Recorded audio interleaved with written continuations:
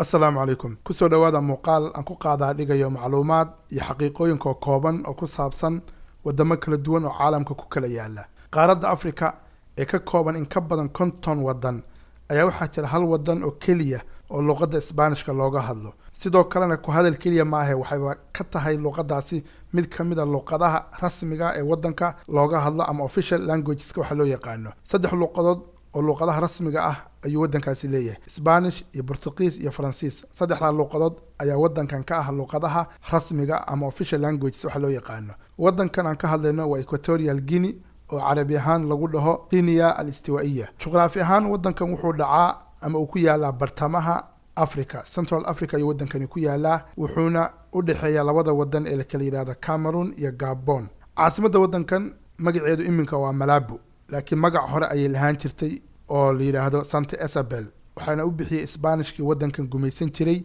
ayagoo ku maamuusay boqoradii la oran jiray Isabel II. Caasimadda hadda laakiin Malabo baa lahaa, waxaana magaca ka bedelay madaxweyne wadankaas soo maray oo la oran jiray Francisco, waxaana qayb ka ahayd magac ka bedelidaasi ololihiisii uu magacyada uga bedelayay meelaha loo bixiyay magacyada asal ahaan ka soo jeeda Yurubiyaanka. 1973 ayuuna magaca Santa Isabel ka bedelay una bixiyay magaca iminka la dhaho ee Malabo oo ku taala gobolka Bioko Norte. Xorriyadda wadankan waxay qaateen Oktoobar 12keedii 1968, waana maalin fasax qaran ka ah, waxayna dabcan ka qaateen xorriyadda wadanka Spain, waana sababta luqadda Isbaanishku ay uga tahay luqad rasmi ah ayna u yihiin wadanka kaliya Isbaanish looga hadlo oo ku yaala Afrika. Dabcan waxaa kaloo jira luqado kale oo rasmi ah saan hore u soo sheegnay oo ah Portuguese iyo Faransiis, laakiin markaynu eegayno dhinaca Isbaanishka waa wadanka kaliya ee luqadda Isbaanishka ku hadla kuna yaala Afrika. Qaaradda Koonfur America, South America oo ka kooban in ka badan 10 wadan ayaa waxaa jira hal wadan oo kaliya oo luqadda Portugiisku ay ka tahay luqad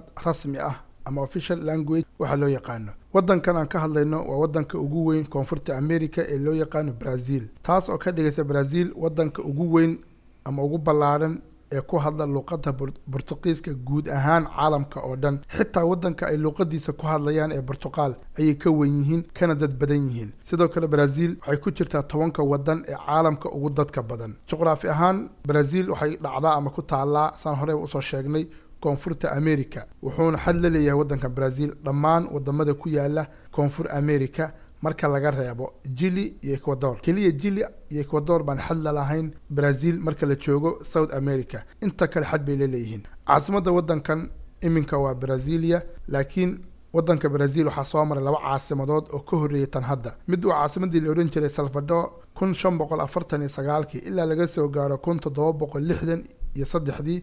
caasimaddu waxay ahaan jirtay Salvador, laakiin waxaa ka dambeysay Rio de Janeiro oo 1763 caasimad noqotay ilaa 1960 oo dabcan xilliga Soomaaliya xorriyadda qaadanaysay waxaa caasimad ahayd Rio de Janeiro. kadib ayaa loo bedelay midda iminka caasimadda u ah ee Brasilia laga soo bilaabo 1960.